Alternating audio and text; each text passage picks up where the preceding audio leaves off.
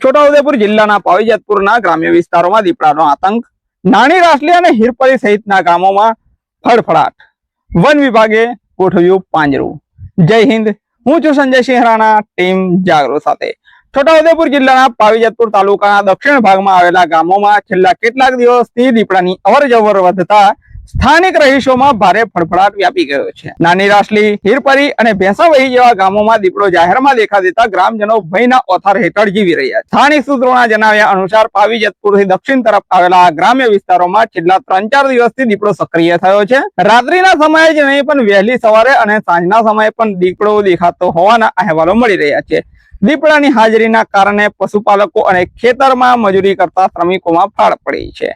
દીપડાના ભયના કારણે ગ્રામ લોકોની ઊંઘ હરામ થઈ ગઈ છે. ખાસ કરીને રાત્રિના સમયે દીપડો રહેણાંક વિસ્તારમાં આવી ન જાય તે માટે લોકો લાકડીઓ અને ટોર્ચ લઈને ચોકીદારી કરતા જોવા મળી રહ્યા છે. આ અંગે ગ્રામજનોએ વન વિભાગને જાણ કરતા તંત્ર હરકતમાં આવ્યું છે. વન વિભાગની ટીમે અસરગ્રસ્ત વિસ્તારોની મુલાકાત લીધી હતી. દીપડાના પગના નિશાનના આધારે તેને પકડવા માટે વ્યૂહાત્મક સ્થળે પાંજરું ગોઠવી દેવામાં આવ્યું છે. જો કે દીપડો હજુ પાંજરે પુરાયો નથી, જેના કારણે ગ્રામજનોની ચિંતામાં કોઈ ઘટાડો પણ નોંધાયો નથી. હાલ આ સમગ્ર પંથકમાં ભયનો માહોલ યથાવત છે. ખેતીની સિઝન ચાલતી હોવાથી દીપડાના ભયના કારણે કામકાજ પર પણ અસર પડી રહી છે. ગ્રામજનોએ વન વિભાગ પાસે એવી માંગ કરી રહ્યા છે કે વહેલામાં વહેલી તકે આ વિસ્તારમાં સઘન પેટ્રોલિંગ કરવામાં આવે અને દીપડાને પાંજરે પૂરી જંગલ વિસ્તારમાં સુરક્ષિત રીતે ખસેડવામાં આવે. વન વિભાગે પણ ગ્રામજનોને રાત્રિ સમયે એકલા બહાર ના નીકળવા અને સાવચેતી રાખવા માટે અપીલ કરી છે. હવે જોવાનું એ રહ્યું કે બિલાડી કુળનું આ હિંસક પ્રાણી ક્યારે વન વિભાગની પકડમાં આવે છે. અમારો આ અહેવાલ આપને કેવો લાગ્યો અમને કમેન્ટ બોક્સમાં જરૂરથી જણાવજો.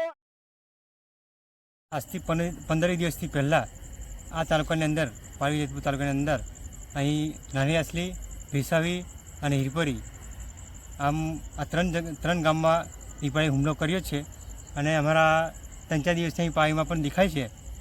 એટલે આ લોકોમાં બહુ મોટો ભય ફેલાય છે અને વહેલી તકે આ પાંજરે પૂરાઈ દીપડો એવી અમારી માંગ છે. કેટલાક સમયથી આ એરિયાની અંદર દીપડાનો આતંક બહુ જોવા મળે છે.